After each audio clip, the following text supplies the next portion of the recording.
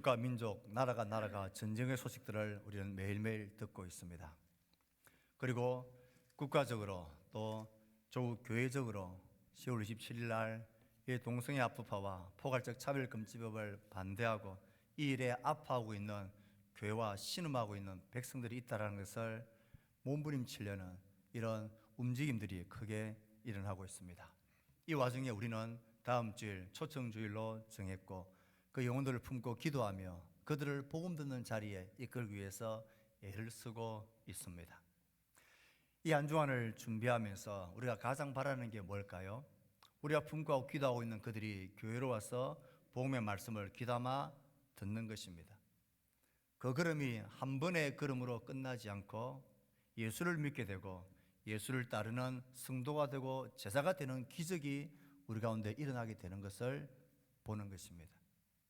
예수를 믿는 사람이 되는 것, 예수를 따르는 제자들이 되는 것, 이건 정말 기적 같은 일, 우리가 꿈꾸는 꿈 같은 일입니다. 그 꿈 같은 기적이 오늘 예루살렘 교회엔 수없이 일어나고 있습니다. 제자의 수가 심히 많아졌다. 지금 예루살렘 교회는 심각한 갈등과 원망이란 것으로 찢어질 위기에 처해져 있었습니다. 그 위기와 원망이란 그 갈등 속에 사도들은 우린 지난주 첫 시간을 살피면서 그 문제에 대한 바른 진단을 하는 데서부터 회복의 역사가 시작되어집니다. 갈등의 해결을 위한 첫걸음은 바른 진단을 하는 것입니다. 사도들은 이렇게 진단했습니다. 우리가 하나님의 말씀을 제쳐놓고 접대를 일삼는 것이 마땅하지 않다. 말씀의 사역들이, 말씀의 힘들이 제대로 발휘되지 못한 것이 가장 큰 이 모든 갈등과 원망의 근본 문제라고 그들은 바르게 보았습니다. 헬라파 과부들이 매일의 구제의 공급을 받지 못한 것보다 그들이 사도들 통하여서 풍성한 말씀의 양식을 먹지 못하고 공급받지 못한 것이 훨씬 더 심각하고 본질적인 문제라고, 이게 우리의 책임이라고 그들은 자신을 살폈습니다. 이 첫걸음에서부터 이 갈등의 회복은 멋지게 시작되어졌고 그 마지막 결과가 찢어짐이나 상처가 아니라 수많은 제자들이 힘이 많아지는 놀라운 기적들이 일어나게 했습니다. 오늘 우리는 이어지는 말씀을 통하여 갈등 해결을 위해서 사도들이 걸었던 그 공동체가 걸었던 두 번째, 세 번째 그 나머지 걸음을 살피려고 합니다. 온갖 종류의 갈등들, 특별히 예루살렘 교회에 일어났던 그 심각한 원망이란 갈등을 해결하기 위한 두 번째 걸음은 무엇이었습니까? 그 두 번째 걸음은 바른 문제 진단에 이어서 그들은 실제적이고 구체적인 해결책을 제시하고 있습니다. 3절 말씀을 같이 읽습니다. 시작. 형제들아, 너희 가운데서 성령과 지혜가 충만하여 칭찬받는 사람 7을 택하라. 우리가 이 일을 그들에게 맡기고. 그들은 바른 문제 진단을 하고 난 이후에 그 일을 위한 실질적 구체적인 대안을 제시합니다. 사도들이 제시한 이 대안 속에 우리가 관심을 가져야 할 것은 형제들아, 너희 가운데서 이 중요한 일을 해결하는 이 주도권을 사도들이 꽉 쥐고 있지 않고 영적 권위를 가지고 권세를 누리지 않고 이 중요한 문제를 공동체에게 위임하고 그 주도권을 넘겨줍니다. 우리가 마땅치 안 했다, 우리의 잘못이라는 말이 헛말이 아니라 그 진정성과 무게가 느껴집니다. 형제들아, 너희 가운데서 너희가 이 일을 맡을 사람을 택해라. 우리가 그 일을 맡기겠다. 그 일이 뭡니까? 그 헌금을 다루고 그 돈을 필요한 사람들에게 나누어주고 쓰고 결제하는 일입니다. 어느 모임이나 어느 단체나 실권은 누가 쥐고 있습니까? 돈 주머니를 맡은 사람이죠. 재정을 딱 쥐고 있는 사람, 내 사인 하나면 돈이 흘러가게 하는 사람, 괜시리 어깨에 힘이 들어가고 이 모든 것이 내 뜻대로 되는 것처럼 권세를 발휘할 수 있는 좋은 위치가 중요한 위치가 돈을 맡은 관리하는 위치입니다. 아무나 맡기지 않죠. 그런데 사도들이 그 중요한 일을 주님이 자신들에게 부탁했고 그 돈이란 그 관리를 잘해야 되는 그 중요한 일을, 그래서 사도들이 지금까지 열심히 한다고 했는데 문제가 생겼기에 자신의 모든 권세와 권위를 다 내려놓고 이 중요한 일을 너희들이 사람을 세워서 맡으라,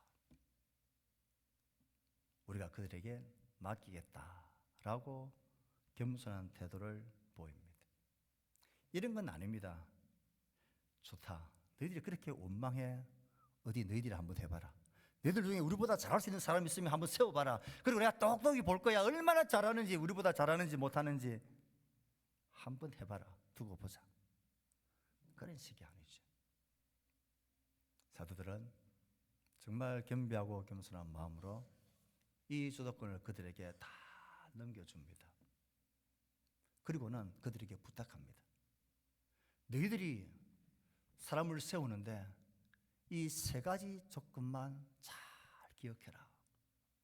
이 세 가지 조건을 살펴서 너희들 중에 이 일을 맡을 사람을 세워라. 사도들이 말하고 있는 조건 세 가지가 뭡니까? 첫 번째는 성령이 충만한 사람입니다. 하나님 앞에서 성령이 충만한 사람입니다. 하나님의 영이 충만한 사람입니다. 하나님의 뜻에 대해서 민감한 사람입니다. 하나님이 뭘 원하시는지, 하나님이 어떻게 하기를 원하시는지에 대해서 먼저 관심을 가지는 사람, 자기의 욕심이 충만한 사람, 자기의 어떤 체면을 충만히 챙기는 사람, 자기의 평판을 먼저 신경 쓰는 사람 아니고 성령이 충만한 사람, 하나님과 그의 몸된 교회를 사랑하는 사람, 하나님이 우선인 사람, 하나님의 말씀 속에서 그가 원하시는 뜻과 인도하심이 뭔지에 먼저 관심을 가지는 사람, 믿음이 좋은 사람, 신앙이 좋은 사람입니다. 이건 그냥 간판이 좋아서 믿음이 좋은 사람, 신앙이 우선이지, 믿는 사람이어야 하지, 이게 아니고, 사도들은 이 첫 번째 중요한 조건을 제시하는 것은 자신들의 뼈저린 실수를 통해서 깨달은 것입니다.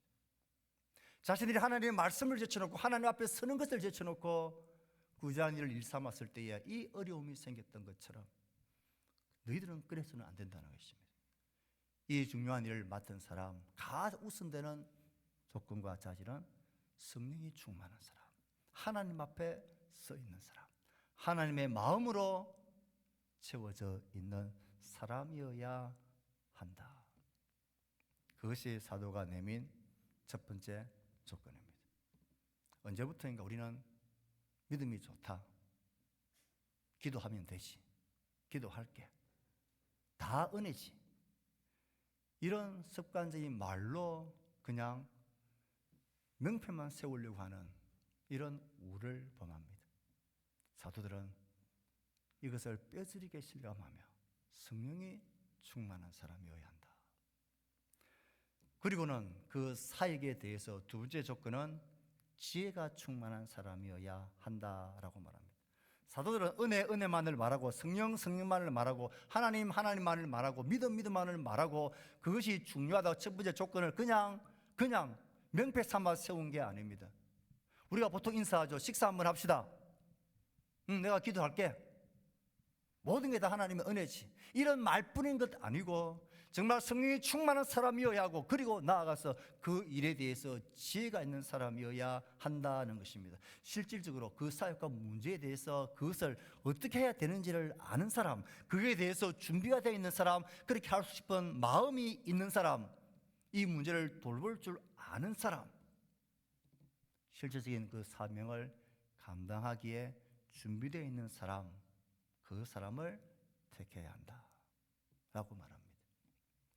이 순서를 우리는 꼭 기억하셔야 합니다. 성령에 충만한 사람이어야 하고 그 사명과 사역과 일에 대해서 지혜가 있고 믿음이 있고 준비가 되어져 있고 마음이 감당이 할 수 있는 사람. 그리고 마지막 조건이 뭡니까? 칭찬받는 사람입니다. 하나님 앞에서 성령이 충만한 사람이어야 하고 그 사명에 대해서 사역에 대해서 지혜가 있는 사람이어야 하고, 그리고 마지막 하나 말하는 것이 공동체 앞에서 지체와의 관계 속에서 칭찬받는 사람이어야 한다는 것입니다. 칭찬받는다는 게 뭡니까? 그 사람이 하는 일이라면 우리가 마음 편할 수 있지. 그 사람은 선한 사람이야. 그 사람이 하는 일은 자신을 위한 일이 아니야. 그 사람이 그런 일을 하는 것은 하는 이유가 있어. 그 사람은 사람을 사랑하고 좋아하고 공동체를 위하는 사람이야. 자신의 이익을 챙기고 발빠른 사람이 아니야. 그 사람과 함께 일하고 함께 있으면 마음이 편하고 즐겁고 주위에 있는 사람을 행복하게 자유롭게 해주는 사람. 일은 잘하고 능력이 있고 지혜도 있고 성령은 충만한 것 같은데 그 사람과 함께 사역하고 가까이 있으면 뭔가 내가 죄인 된 듯한, 죄인 된 것 같은 이 찝찝한 느낌이 들게 하는 사람 아니에요. 이런 능률적으로 효력적으로 하는데 그 사람과 함께 있으면 다시는 내가 너랑 일하는가 봐라. 기분 나빠서 일 못하겠네. 그건 칭찬받는 사람이 아닙니다. 사람을 이용하는 사람, 사람을 부리려고 하는 사람, 그건 칭찬받는 사람이 아닙니다. 내 옆에 있는 사람을 귀하고 소중하고 감사히 여기는 사람, 세워주고 돌볼 줄 아는 사람, 그 사람과 옆에 있으면 위로를 받고 기뻐지고 마음에 산소를 공급받는 듯한 느낌이 드는 사람, 그 사람이라면 우리가 믿을 수 있지. 선한 사람, 그런 사람이 지혜 있는 사람입니다. 사도들은 바른 문제 진단을 딱 하고 난 후에 자신의 권위를 주장하지 않고 이 중요한 문제를 그들에게 주권을 위임하고는 이 세 가지 조건을 너희들이 잘 살펴서 사람을 세워라. 우리가 이 조건에 맞춰서 누구 됐니? 이렇게 하지 않았습니다. 이 중요한 조건을 제시하고 너희들이 이 조건을 겸비하게 살펴서 우리 같은 실수를 다시 하지 않도록 사람을 세워라. 사실 하나님 앞에서 성령이 충만한 사람, 그 사명 앞에서 지혜가 충만한 사람, 함께 있는 공동체와 지체들을 좋아하고 인정받고 칭찬받는 사람이 되면 그 어떤 갈등과 어려움의 문제도 어떤 공동체나 어떤 모임 속에서도 갈등은 찢어짐과 고통을 남기지 않고 유익하게 만드는 기회가 될 것입니다. 우리가 어떤 일을 하고 어떤 일을 어떻게 처리하느냐가 중요한 게 아니라 어떤 사람이 그 일을 하느냐가 참 중요합니다. 성경은 그것을 강조합니다. 성령이 충만한 사람, 지혜가 충만한 사람, 칭찬받는 사람, 그런 사람이 될 수 있도록 기도해 주십시오. 다니엘 목사가 그럴 수 있도록 우리 앞에 세움을 받은 장로님들이, 장립사님들이, 권사님들이, 방장님들이 그럴 수 있도록 또 우리 자신이 먼저 그럴 수 있도록, 그래야만 없을 수 없는 갈등과 어려움의 문제들을 만날 때에 그것은 공동체를 유익하게 만드는 기회가 될 것입니다. 사도들은 그렇게 조건을 제시하고 그들에게 세웁니다. 우리 이 점에서 생각해야 합니다. 왜 사도들은 굳이 이렇게 하느냐? 왜 자신들이 할 수 있는 그 권세를 부리지 않고 그들에게 양보하고 넘겨주느냐? 교회가 민주주의고 공평한 그런 교회 공동체가 되어야지, 이런 차원에서 공평함을 위해서 양보하고 일을 나눈 것 아닙니다. 효율성을 추구하기 위해서 그렇게 한 것도 아닙니다. 민주주의적인 방식을 취하기 위해서 이렇게 한 것도 아닙니다. 혹은 잘하나 못하나 잘 견제하기 위해서 견제 세력을 둬야 한다라는 그런 것들 때문도 아니었습니다. 그들이 이런 걸음을 걷는 것은 갈등과 이 해결을 위한 그들의 마지막 세 번째 걸음, 목적이었던 엉클어진 영적 질서를 분명히 새롭게 하기 위해서 이 걸음을 내딛는 것입니다. 영적 우선순위를 분명하게 하는 것, 이것이 갈등 회복의 사도들이 보여주는 마지막 세 번째 모습입니다. 왜 이렇게 양보하고 왜 이렇게 그들에게 세우고 그들에게 위임하고 있습니까? 사도들은 바른 문제 진단에 맞춰서 바른 해결을 위해서입니다. 사절 때문이었죠. 우리는 오직 기도하는 일과 말씀 사역에 힘쓰리라.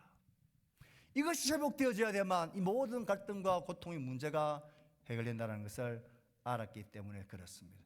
우린 지난 시간 이 문제 진단을 하면서 교회의 말씀의 사역이 얼마나 중요한 사역인지, 왜 말씀의 사역이 우리 가운데 회복되지 않으면 공동체는 길을 잃어버리게 되는지를 살폈습니다. 말씀을 붙들고 그 말씀을 따라 살아가기 위해서 지혜와 능력을 구하는 기도의 몸부림은 우리 공동체를 밝혀주는 빛과 같고, 우리를 힘있게 만드는 발전소와 같고, 방향을 잃지 않게 만들어주는 나침반과 같고, 우리가 잡고 있는 자동차의 핸들과도 같습니다. 속도가 중요한 게 아니라 바른 방향, 바른 길을 가는 것입니다. 그것이 교회 공동체, 우리의 신앙생활엔 하나님의 말씀과 그 말씀을 따라 살아가려고 순종하려고 하는 기도입니다. 이것을 회복하기 위해서 사도들은 이 걸음들을 겸손하게 한 걸음 한 걸음 내딛고 있는 것입니다. 영적 질서를 새롭게 하기 위한 사도들의 제안에 대한 공동체의 결정과 그 결정에 대한 사도들의 반응들은 참으로 아름답습니다. 사도들의 이 제안 앞에, 이 제시 앞에 공동체는 어떻게 반응을 하고 있습니까? 5절 6절 말씀을 읽어봅니다. 시작.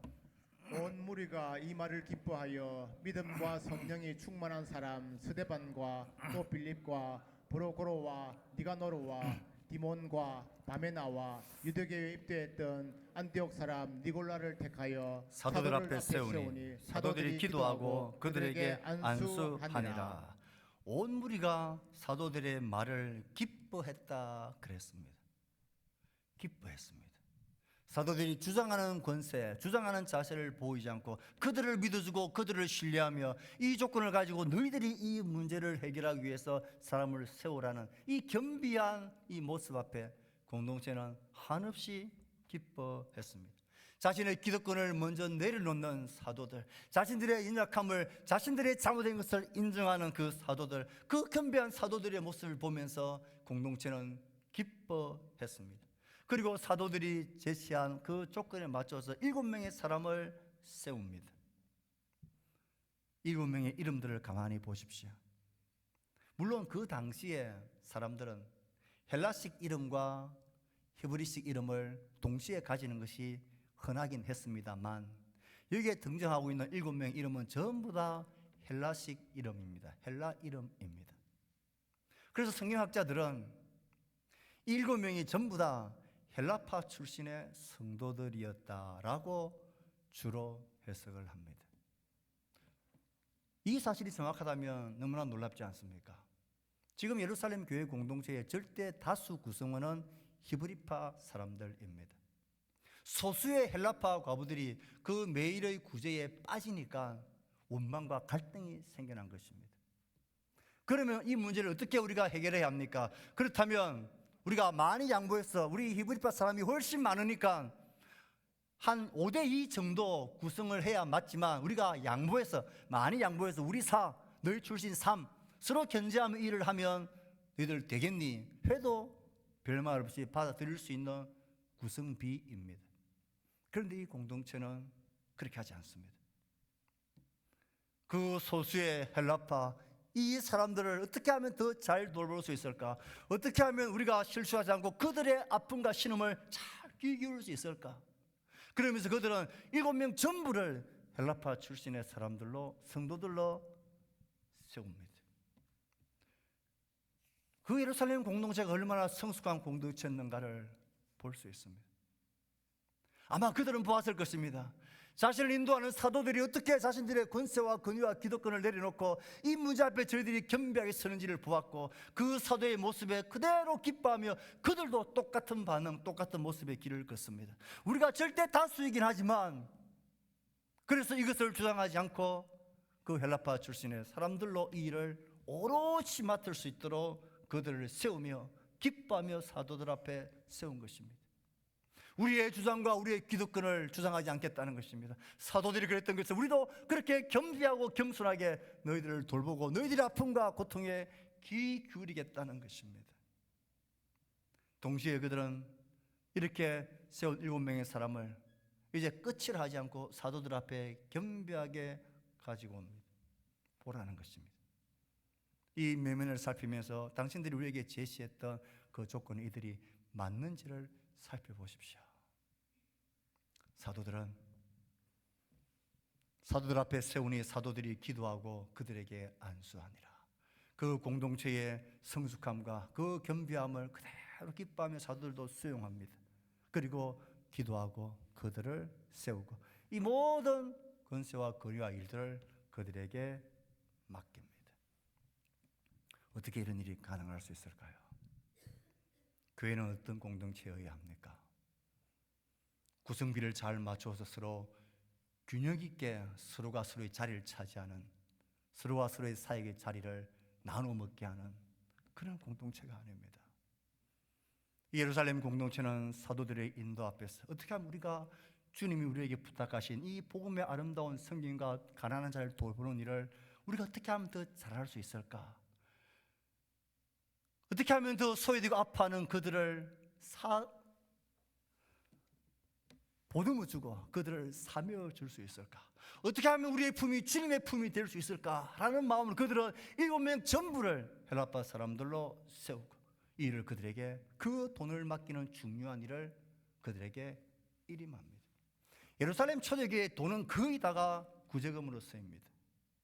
그 중요한 일을 이들에게 오롯이 맡기면서 교회가 교회의 본질로 감당할 수 있다면 우리의 기득권, 우리의 어떤 구성비, 이것은 조금 더 염려거리, 신경 쓰이는 것들이, 불편한 것들이 되지 않았습니다. 이게 교회 아닙니까? 이게 하나님의 교회여야 하지 않습니까? 이게 주님의 교회여야 하지 않습니까? 우리 개인과 우리 공동체가 정말 주님이 주인인 교회가 하면 그 주님이 원하시고 기뻐하시는 말씀을 따라 우리가 그렇게 서로를 섬겨나가는 공동체여야 하지 않겠습니까? 거기에 무슨 경력과 신앙의 인력과 출신과 오래됨이 거기에 무슨 힘을 발휘하는 그것이 되어서는 주님 원하시는 교회가 결코 될 수 없을 것입니다. 공동체는 그렇게 기뻐하며, 사도들은 공동체를 기뻐하고 공동체는 사도들을 기뻐하며 이 사람들을 하나님 앞에 세웁니다. 자, 이렇게 해결의 걸음을 한 걸음, 두 걸음, 세 걸음 다 내딛으니까 그들이 마주하고 있는 이 결과는 무엇이었습니까? 원망이란 이 위기가 가져온 유익한 기회가 되었던 그 열매는 무엇입니까? 성경은 이 결과에 대해서 감동적으로 7절에 우리에게 이렇게 증거합니다. 7절 말씀을 읽습니다. 시작. 하나님의 말씀이 점점 왕성하여 예루살렘에 있는 제자의 수가 더 심히 많아지고 허다한 제상의 무리도 이 도에 복종하니라.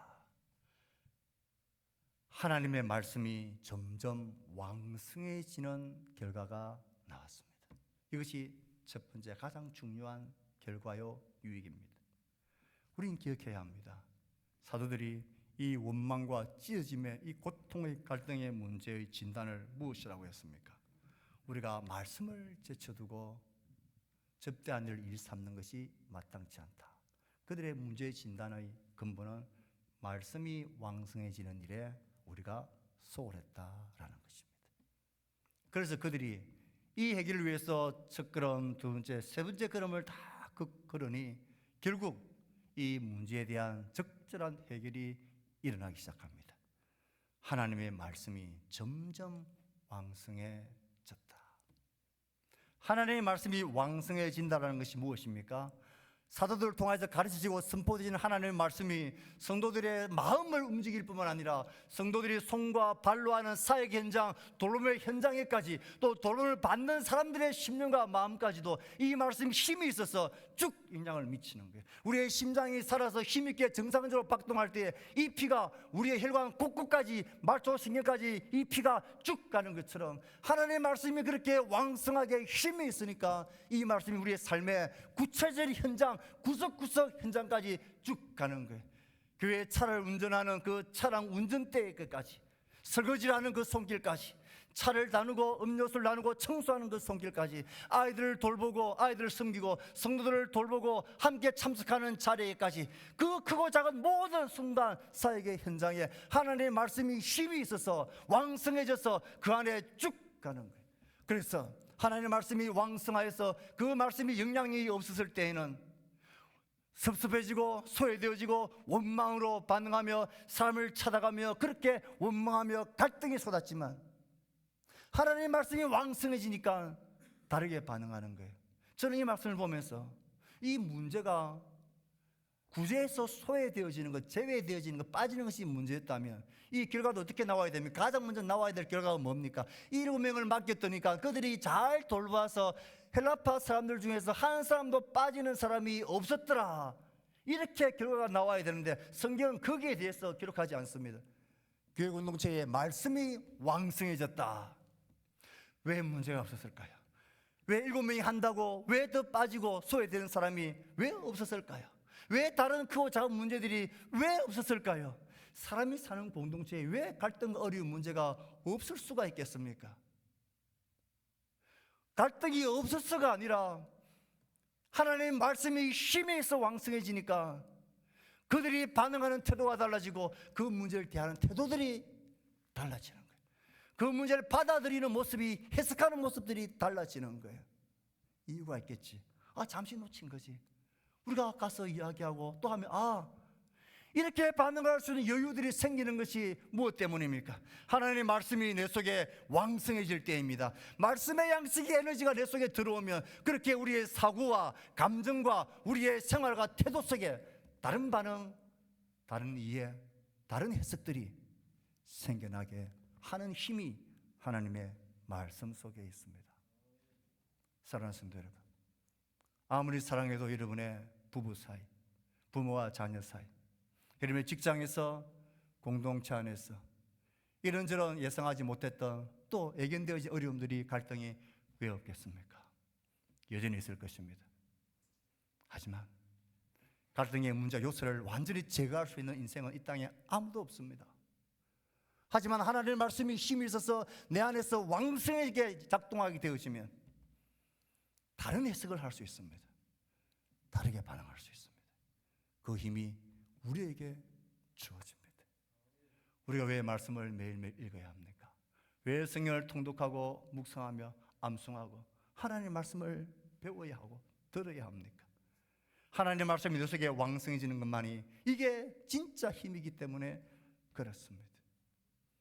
하나님의 말씀이 왕성해지자 더불어 말씀과 함께 기도의 삶들이 왕성해졌고, 결국 이 7절에 나타나는 두 번째 결과가 무엇이었습니까? 제자의 수가 더 심히 많아졌더라. 이것이 교회입니다. 얼마나 많이 더 덜덜 볶아야, 얼마나 많이 더 강자하고 위협해야 우리의 손과 발과에 그 영혼들 향하여 움직일까요?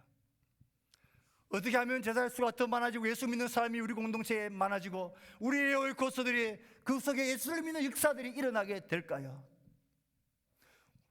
우리 공동체에 하나님의 말씀이 왕성해져서 하나님 아버지의 마음이 말씀을 통하여 우리에게 채워지고 그 말씀이 힘있게 우리의 감정과 우리의 기질과 우리의 생각과 시간들을 완전히 장악해 갈 때에 우리는 기도하게 될 겁니다. 우리는 하나님의 마음처럼 그들을 향하여 간절해지게 될 겁니다. 그들을 진짜로 더 사랑하게 되고 그 영혼을 아파하게 될 겁니다.